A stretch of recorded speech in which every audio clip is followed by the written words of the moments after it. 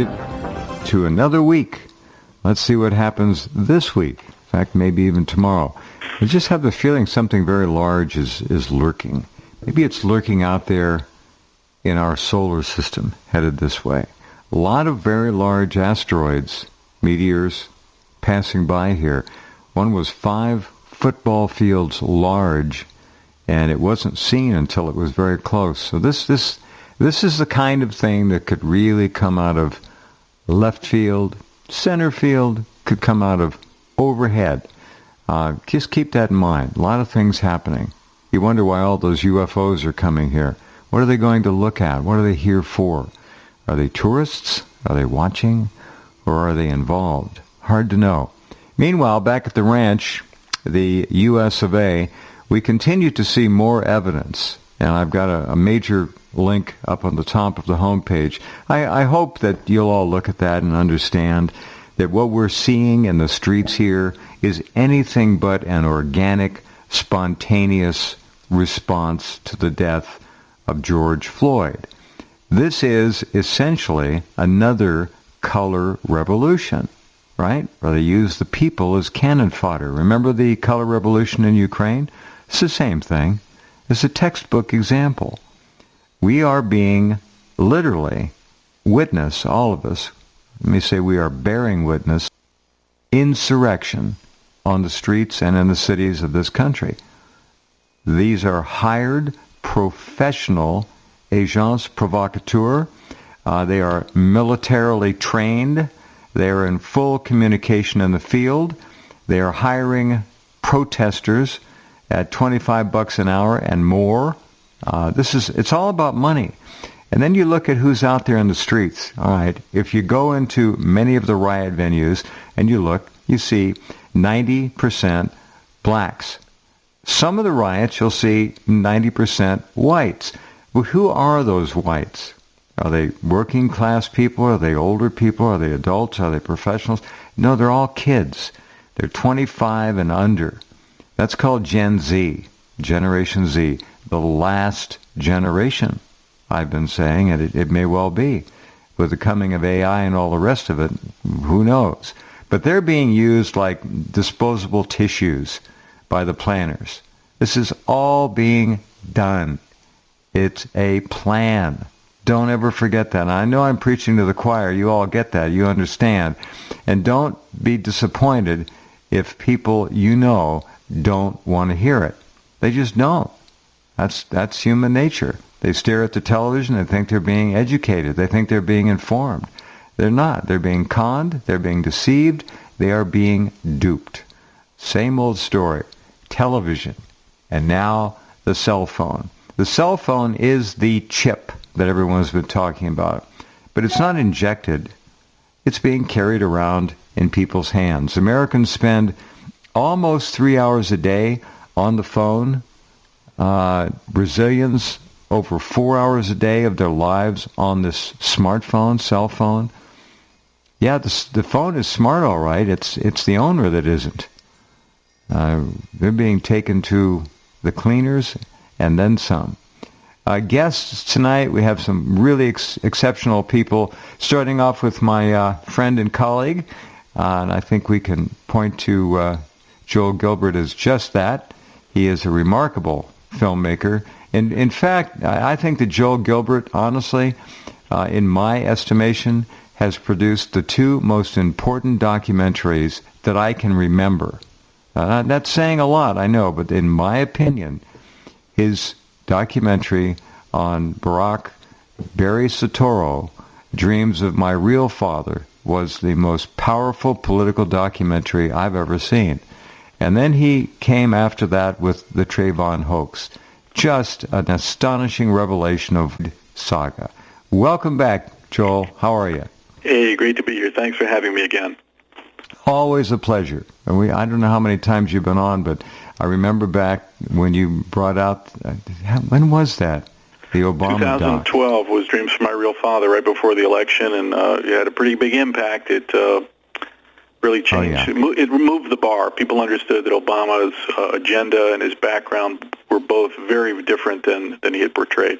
Oh, And make no mistake about it. I wouldn't be surprised, Joel, at all if he were not, at the very least, tangentially involved with what's going on in the streets of this country. Tangentially. Sure. All right, well, I'll just be kind. Go ahead. Yeah, look, this is all part of what the Obama administration set up, where I demonstrated in the Trayvon hoax that they had actually loaded up the Justice Department with 1,000 lawyers hired from radical social justice groups. They brought them in from the SPLC and from La Raza, and they were actually looking for the type of situation with George Zimmerman and Trayvon Martin where they could exploit, and they sent down their, they called them peacekeepers from the Department of Justice. And they actually went down to Orlando and organized protests rather than try to help the situation from the Department of Justice.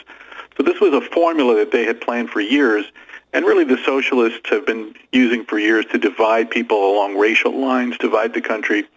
And they really thought when Obama took over that the American socialist movement had succeeded permanently. All socialist movements see that when they take power, they assume it's permanent. So they did load up the Justice Department, the FBI, the bureaucracy with all their apparatchiks, and they acted to make sure that no Republican could win. They used the tools of state to spy on Trump's campaign, infiltrate the campaign, and they accidentally lost. That was the one part of the plan, permanent takeover. And that's why they immediately, when Trump won, they took to the streets and rioted all over the country. 2 million people rioted because they saw themselves as resisting. And if you saw my film also, There's No Place Like Utopia, I interviewed a gentleman who was a informant in the Weather Underground. And he said, with the FBI, and he said that the socialist movement at the time, they thought that for sure one day they would take power, but their biggest concern was the counter-revolution. And they always felt, once we get into power, we have to do everything we can to make sure that the capitalists, the free marketers, the patriots don't come back and take over once they realize what we're really up to. So that's what Obama did. He prepared the bureaucracy, the FBI, the CIA, to make sure they could put down the counter-revolution if it came. And it did come in the form of Donald Trump, and they've been resisting ever since day one, and dividing the country along racial lines, coming up with these very rare situations of someone dying in police custody and then turning it into this big racial divide is just part of their program. Mm-hmm. Mm-hmm. This goes back to, I got to think, honestly, Frank Marshall Davis would be laughing his rear end off over what's going on here. Oh. Yeah, not only him, but look, even Bill Ayers, with the Weather Underground, who still lives in Chicago. Good call. Yes. He in his wildest dreams, he could not imagine that a radical Marxist socialist group like Black Lives Matter, which they are, would have the police kneeling down before them and lying down in the street and joining them. You saw the police chief, Joel, laying on his face, right? Right. The guy should be fired immediately. People don't understand. Black Lives Matter was an offshoot of something called Dream Defenders. It was a group in Florida that formed because of the George Zimmerman acquittal in the Trayvon Martin case, which I cover. And by the way, thank you for the compliment. You got to go to thetrayvonhoax.com. And I actually linked up the movie for free right from there. You can see it on YouTube. It's got 100,000 views.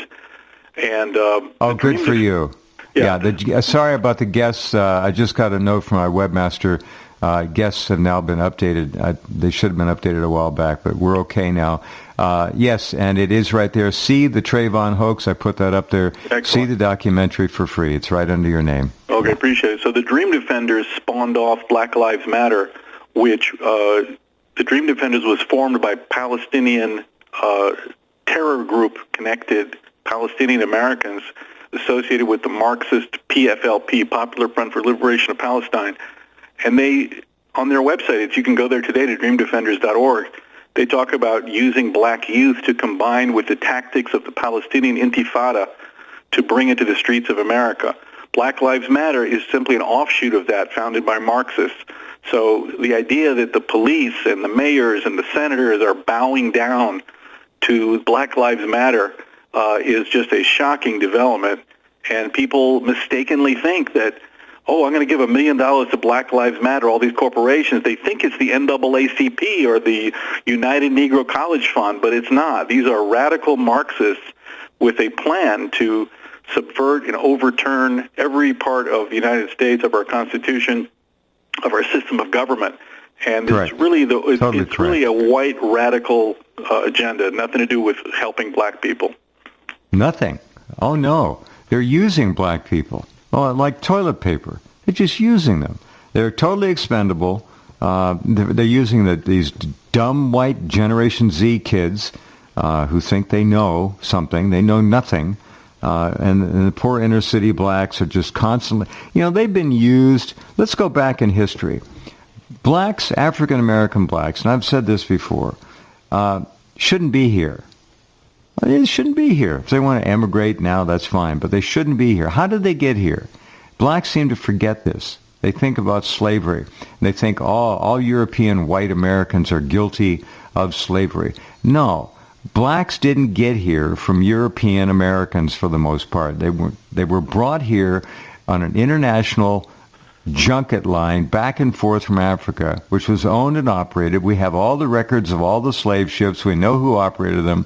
It was a certain group, shall we say, Zionists. We'll just call them Zionists. They were involved, they created, and they ran the slave trade. They kidnapped those people from their homeland, brought them over here, sold them into slavery, and they're still using them today. Now they're using them to try to subvert this country. I'm speaking for me, not for Joel. Yeah, I don't look. I would have some problems with most of what you just said. Of course, the modern Zionist, the modern Zionist movement only started in the late 1800s. 1880, 1890. I got that. Right. But I labeled it just to go back and get people to understand that bankers, whatever, it's all money. It's the same group of people. All right. Well, let me comment on that. Look, the Trayvon Martin case is where this whole kind of hoax concept, this formula kind of started. And in the Trayvon hoax, you'll see that I proved that the key witness, Rachel Gentel, the plus-sized Haitian-American girl that... plus size. Plus size, a year older than Trayvon, 120 pounds heavier, and she purported to be the girlfriend of Trayvon Martin, who heard everything over the phone. And the prosecutors used her testimony to get Zimmerman arrested, even though it contradicted all the eyewitness testimony, all the physical evidence. And that's how this case to trial. And, of course, Zimmerman got acquitted, and I think that's what the plan was, because Zimmerman would do them no good in jail. Out of jail, he was someone they could call about, this is injustice, the system doesn't work, there must be a systemic racism. So this is how the Black Lives Matter thing started. I can tell you that I thought my film would have an impact to some extent, but the media obviously tried to ignore it, that I found the real girlfriend named Diamond Eugene. She's actually in the movie, and I show how she was the girl on the phone and refused to lie to prosecutors, and that's why they put Rachel Gentel in there. But you can imagine my shock. I'm still in a state of shock that they're repeating the same formula with Benjamin Crump, the attorney for the Martin family. There he is. Al Sharpton was in Sanford, in Florida, drumming up the crowds to get Zimmerman arrested without cause. The point you just made, let me clarify. Yeah, go ahead. Benjamin Crump was the Martin family attorney. Correct. Guess whose family attorney he is now? That's right, the George Floyd family. Right. Funniest thing, huh? Isn't that weird how that works? Right, the formula is there. They rush to judgment. Crump says, we need an arrest, as if an arrest is a constitutional right. You have to have probable cause for conviction. The public pressure they brought with Sharpton, the same thing they did in Orlando with Zimmerman, was such that the authorities went ahead and indicted someone without probable cause, with no grand jury. And this guy, Keith Ellison, of course, the Attorney General, he's an Islamist. He's an Islamist, the Nation of Islam. I think he intentionally overcharged them with second-degree murder, when in fact, the more you read about it, you find out the knee to the back of the head and the neck is an approved police technique. If you can turn on cops anytime, they're always sitting on the back of these guys when they arrest them and putting the head to the knee to the head. Exactly. And if you look at the video, ladies and gentlemen, I don't have to tell our listeners this, Joel, but I will just say it for the record. Yeah. Chauvin's knee is not on his trachea. Correct. It's on the side and the side rear of his neck, the muscle part. This guy was a big man. He had a bull neck. You're not going to kill him like that. He may have had a heart attack and died on them. He may be alive. I don't know. I do know that casket, Joel, in my estimation, wasn't nearly big enough for a 6'4" man. Well, that casket was standard size. I don't know about that one, but I can tell you that this is the formula where they rush to judgment. They don't look at the facts. They don't care about the facts of the evidence. And what happens is a year later or so, just like in the Michael Brown case in the Ferguson, a year later you have an actual trial with actual evidence. And it turns out everything you thought, everything you were told, all the things that caused you to go in the street, to loot, to riot, to vote for complete systemic change, turns out everything you were told isn't true. And I think this case is going to be similar. Everything you were told. Everything told of substance is not, and this whole thing has been tried and adjudicated and finished by the mainstream media. They've just done their job again. Huh? Right, and they've made it clear, the BLM and the mob made it clear that anything short of a lynching, these guys are not convicted of first-degree murder. Crump is saying, it has to be first-degree murder. Anything short of a conviction is injustice. And the problem is, they say, we just want an arrest, only an arrest. Then when they get arrested, they say, we want a conviction. It always has to be a lynching. If it's not a lynching, they're not satisfied. And the evidence typically points to an exoneration, as it did with George Zimmerman, even without the fake witness being revealed as it has now been revealed. I wonder who's paying Benjamin Crump. Sounds like a character out of a Dickens novel. Well, Ben Crump is a self-styled new generation Al Sharpton, Jesse Jackson. He's a mentee. There you go. He's a well mentee. Said. He kind of worships Al Sharpton. That's his mentor, and he wants to play that role. He even wrote a book called Legalized Genocide of Colored People. That's what he's called. It's called Legalized Genocide of Colored People. I see. So, who uses the term colored people, for example? And he maintains that all over America... Is that now PC? Is that okay to use? Are we allowed to do that? I don't think so. Well, he can get away with it, apparently. But his theory is that there are armed white men in the streets all over the place just looking to shoot, especially police looking to shoot people because you don't like their skin color.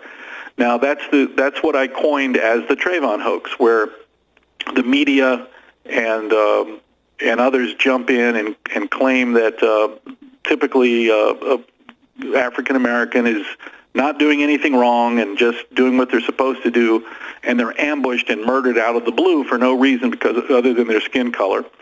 And therefore we have to change society because of this terrible thing that took place. And the statistics just don't bear it out. There's like 1 million arrests every year. Of that, there's a couple situations, maybe a dozen or so, of excessive force or misunderstandings, or somebody thought something and they didn't. And they take these very, very rare instances and tragic instances. The Floyd situation, he had a lot of drugs in his system.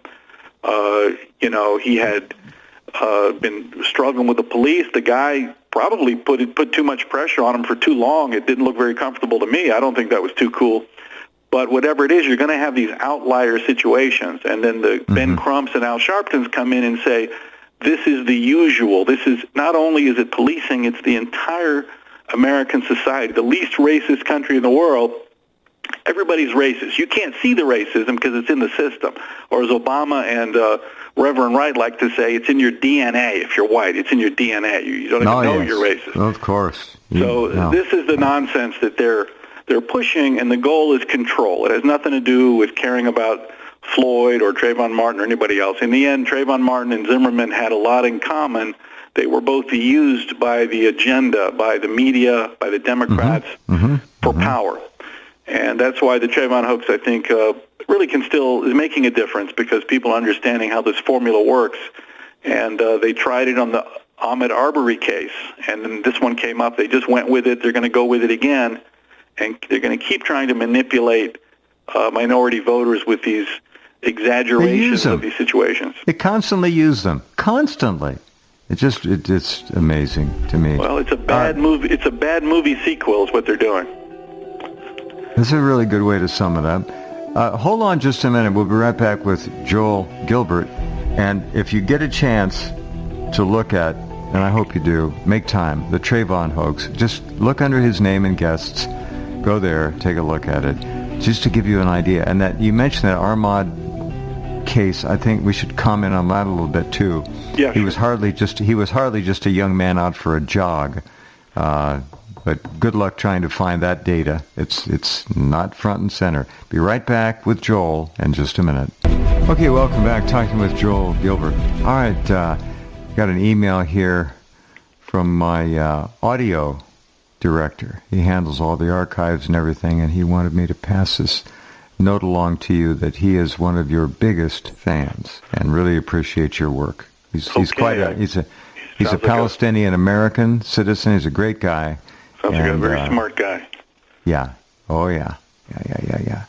Okay. So tell us about this for our listeners who don't know. And there's just so much going on. It's hard to track it. I spend 14, 15 hours a day now, and I can't track it. The jogger, Ahmaud. This is another one of these stories. You can make a documentary out of that one, practically. Yeah. Okay, so first of all, I got to tell your listeners, again, go to thetrayvonhoax.com. It'll link you up to watch the movie for free for a limited time right on the home page. It's a life-changing experience, believe me. My head is still spinning, and I made the movie, and I still can't believe it. Now, look, the Arbery case, Ahmaud Arbery in Brunswick, Georgia, very similar to the Trayvon Martin hoax, very similar to the Floyd situation. Ben Crump was in on that one, too, representing the father, I believe. And I didn't know that. I know that. Absolutely, he was in on it. Oh, yeah. So here's the formula, how it worked there. What happens is Crump comes in and says, there was no investigation. They're protecting this guy. There was no the autopsy. We don't accept the results of there was no investigation. This guy's connected. That's the same thing they did with Zimmerman, where there was a 3-week investigation, hundreds of witnesses, or at least about 50, including an eyewitness, 911 calls, looked at the physical evidence. Zimmerman exonerated. Crump comes to town with Sharpton and says, oh, Zimmerman's connected. They're protecting him. They didn't investigate. We want a federal investigation. So that's the same thing they did with Floyd.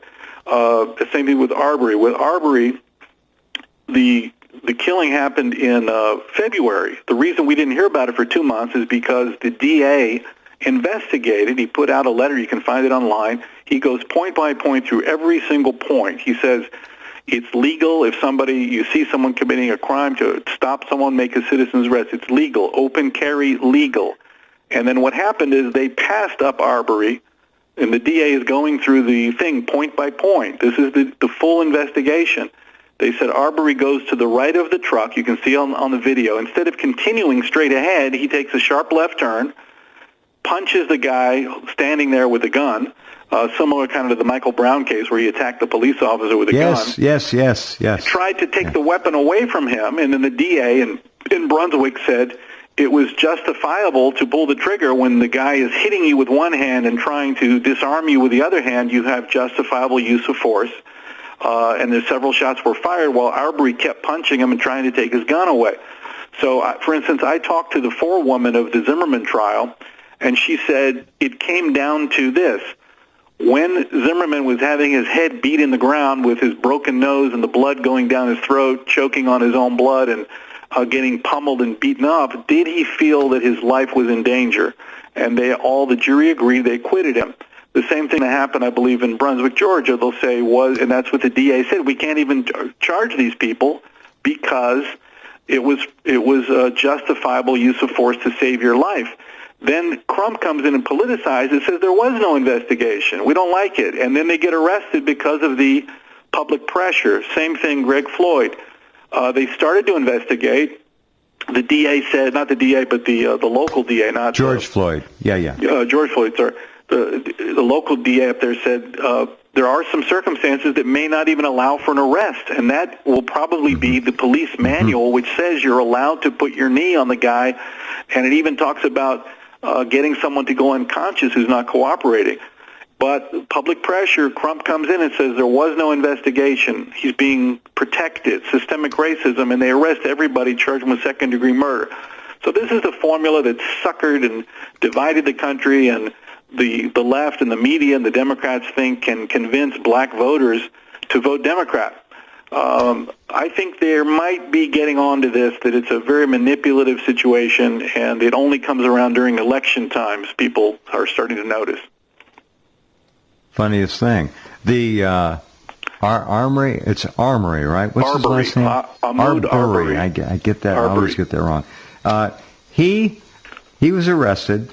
The shooters, there are two of them, and you could not fight. If you asked Central Casting to send the most abrasive-looking rednecks you could find, those two guys, they can't help how they look. A couple of good old boys. But the point is, they had a right to open carry.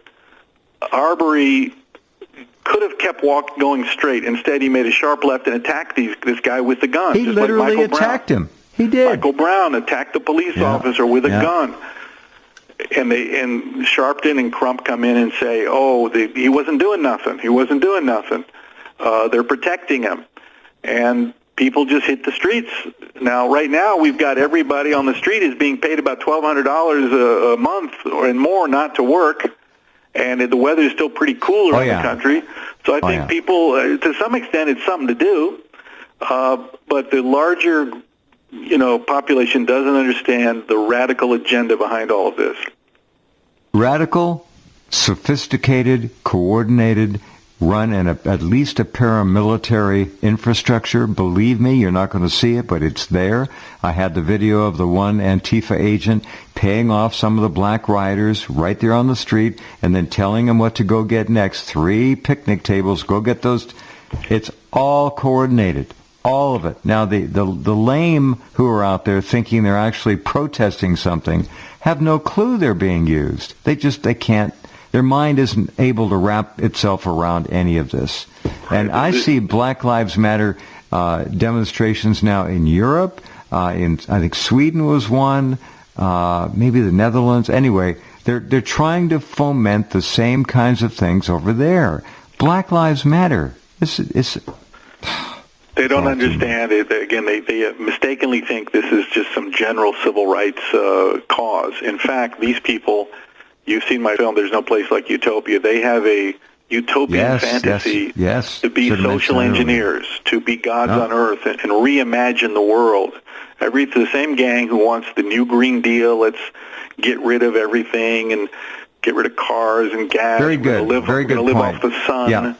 We're going to reimagine a world with no police. We don't need police. We don't need police. No. Right. People are just wonderful people. If the police weren't here, everyone would rise to their potential of being gracious, near angelic beings. That's what they think. That's what they take. Yeah. These are the fantasy people that they promote a fantasy with themselves in charge of the fantasy, and it always comes crashing down because it is a fantasy. Always.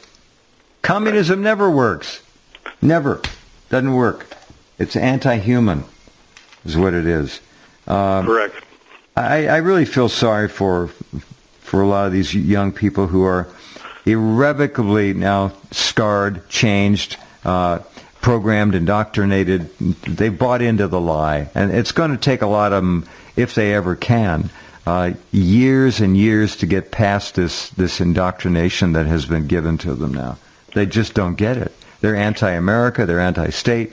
I've got a video of a black American. And this guy, he talks like a lot of them do. He uses the F word all the time. But bless that man. He's a patriot. He said, hey, I'd play some of it here if you want. But he said, I don't even know any white people. He said, but this is all wrong. And he's right on the money. He's spot on with it. And there's some really remarkable people in this country. Patriots. All colors, doesn't matter. And this guy's one of them, and I've got him up there in the news. It'll be posted shortly. He's just terrific. Well, I can tell you that the biggest fans of my film, The Trayvon Hoax, are black teenagers because they send me emails. Like one girl wrote me, she said, I grew up on this Trayvon stuff, and I have a black son, and I was afraid for him to grow up in America. But I realized because of your movie that we got played. Here's another one I can read. Good. Another one, read an excerpt. He says, I have been betrayed. I have been traumatized since I was 12 years old with the idea that I was being hunted down because of my race. If you cared about kids like me back in 2012, why did you fill me with so much hate and vengeance for an innocent man? So they see the movie, and they right away they really understand it.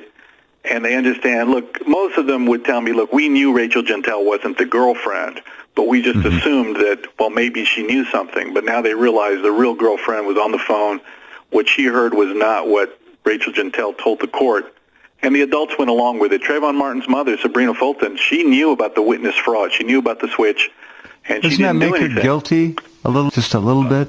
Well, probably a lot of, but she's running for Miami-Dade commissioner. She's a 2020 candidate. She's running around the country, spreading the Trayvon hoax, telling everybody, you know, your life depends on it. You got to vote Democrat, and we're afraid in our communities we can't even go get a drink.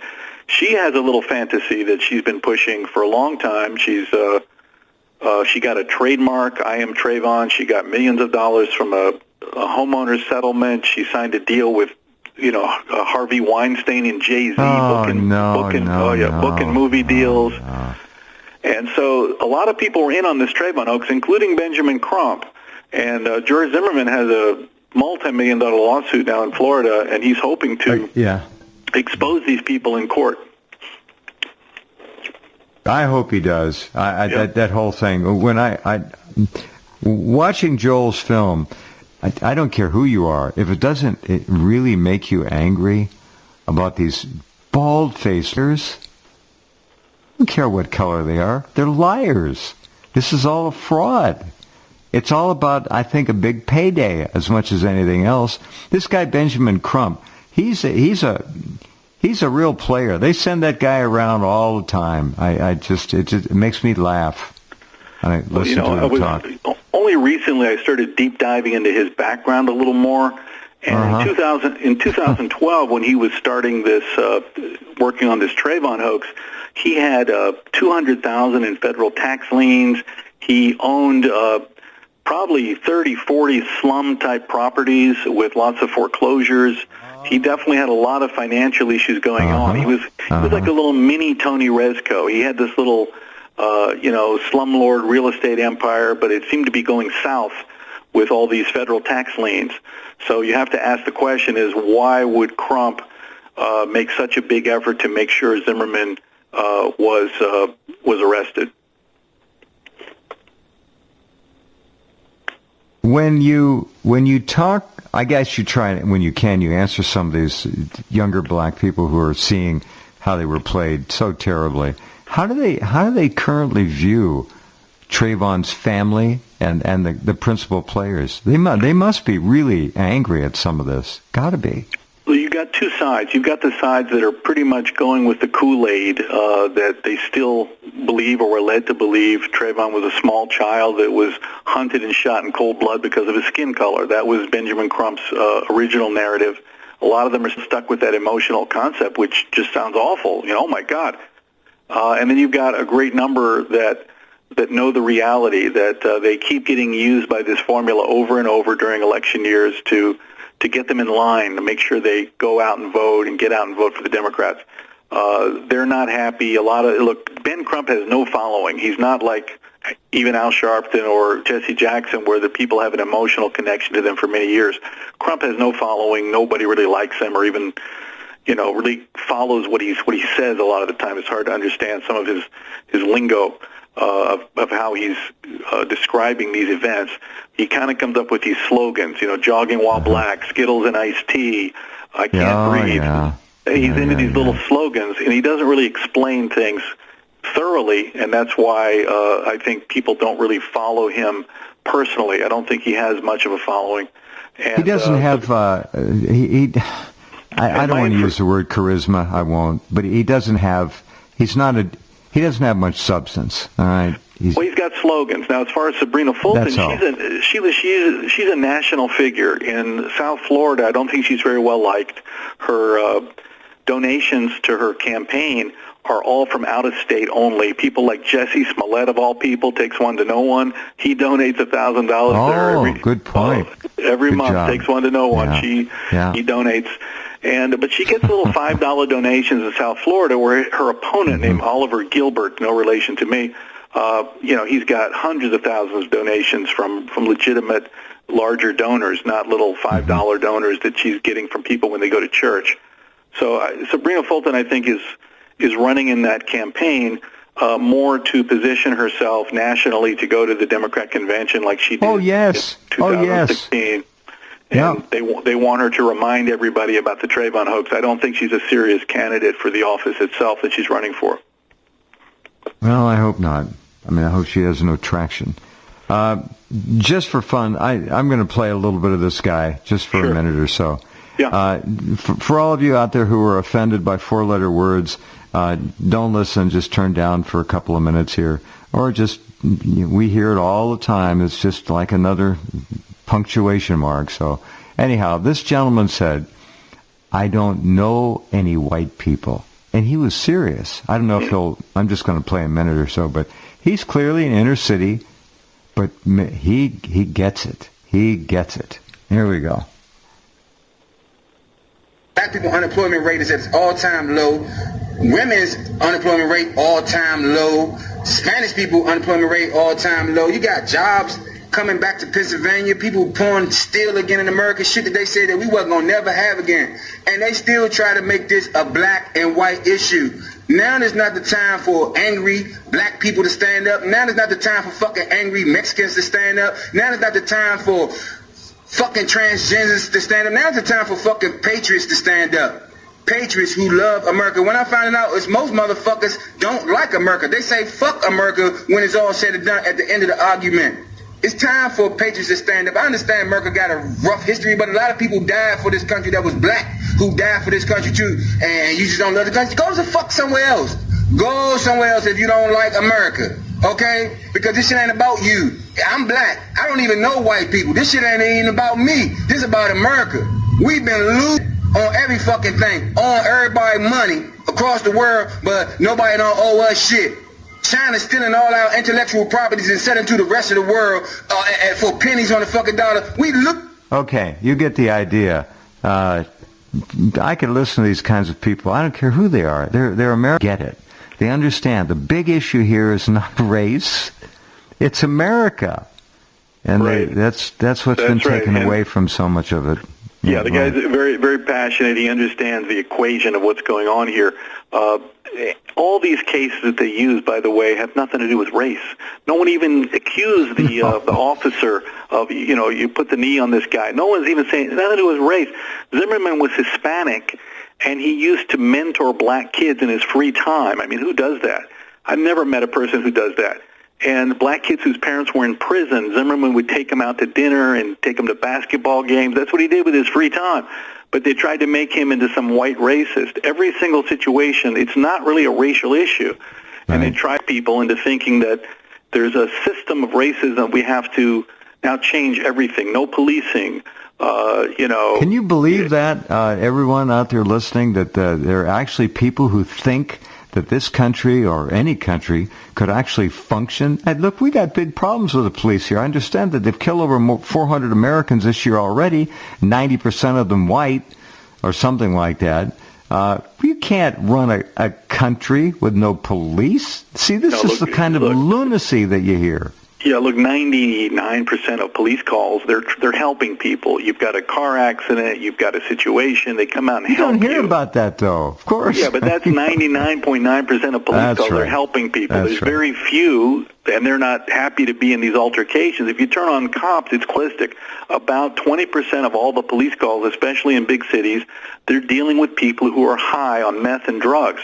And they're just chasing drug people around all day, dealing with them lashing out, foaming at the mouth, getting into seizures. They're trying to hide drugs in their pants. The police are putting on gloves so they don't touch the meth and get it in their own skin. I mean, it's a hassle dealing with these drug addicts. And other than that, they're prepping anybody who calls them. They're coming to help you with a problem and help you sort it out and make sure you don't have a bigger problem. That's well said, and I've always been very appreciative, and I've praised the police for years, and I've said 100 times, any good cop in any department knows the bad cops. They know who shouldn't be out there with a gun on their hip. They know who shouldn't be on the force. There are always some. But we can't do that. We can't go in there and just say, you got to go because you're not mentally fit. It's very difficult to do. All right, enough. We have 3 minutes left with Joel Gilbert, who's made some very important points. I do hope you'll go watch the Trayvon hoax. It is essential viewing. So please, you got 100,000 views already. Good for you, my friend. Good job. Yeah, I agree. It's essential viewing. It's a life-changing experience. You really see how the media tricks you. You see how the judicial system is betrays corrupted. You. Yep. Betrays, tricks. The judicial system is corrupted. You see how they use that case. They use Trayvon Martin. They use Zimmerman to divide the country for these political goals, and they just repeat the formula. Once it's successful, they keep repeating it over and over, and it's just playing out before our eyes. I tried to talk to all the big commentators last September when this film came out. I was at the National Press Club. I talked to Larry Elder, Candace Owens, Hannity, Tucker, all these people. I said, listen, the Trayvon hoax, where they manipulate black voters with these ridiculous stories, exaggerating an individual situation, it's going to be 2020. You've got to cover the Trayvon hoax. They all said, it's kind of old. I don't know. We want to talk about something else. All the people that this was their issue, they wouldn't talk about it. The best conservative commentators would not touch the Trayvon hoax. I'm ashamed to hear this. Except for you. Disgusting. You covered it, but very few. But had they covered it, Ben Crump would be disbarred by now, and the whole Trayvon hoax concept would have been debunked. And they didn't touch it, and now it's blowing up in their faces. Yeah, it sure is. It sure is. What do you want to do next, Joel? You got 38 things to choose from. What do you want to do next? Well, I'm going to kind of see how this plays out and kind of just hang on for the ride here. And I've been doing some writing on American Thinker. I wrote a couple articles about how LeBron James got played again by the Ahmaud Arbery case. He same thing with the Floyd, rushed to judgment using his... He did. He got suckered. Yeah. Yeah. They sucker him. He's got millions of Twitter followers, and he tweets things like, you can't even leave the house without being hunted down. I mean, this ridiculous crap. So he gets played into it. A lot of celebrities get played.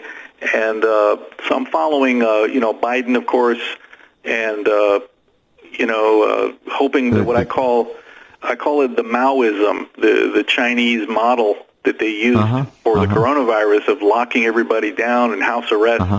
I'm hoping the Maoism won't be here to stay. The Democrat governors, my mayor here, Eric Garcetti, they want to keep the Maoism in place as long as possible. And this is going to be the fight of the summer, is liberating people from these lockdowns and ridiculous masks. This mass hysteria that you got to wear a mask everywhere. And here in California and L.A., nobody knows anybody with coronavirus, and it started as let's hunker down for 2 weeks while this thing, so it doesn't blow up too bad. That was like 3 months ago, and I don't know, we're 3 months in this, and there's no end in sight. It's got to run through whatever it is. It needs to run through the populace. It's going to anyway. Just let it go. Stay healthy. Learn to take care of your immune system, and you got a 0.03% chance of actually dying from this.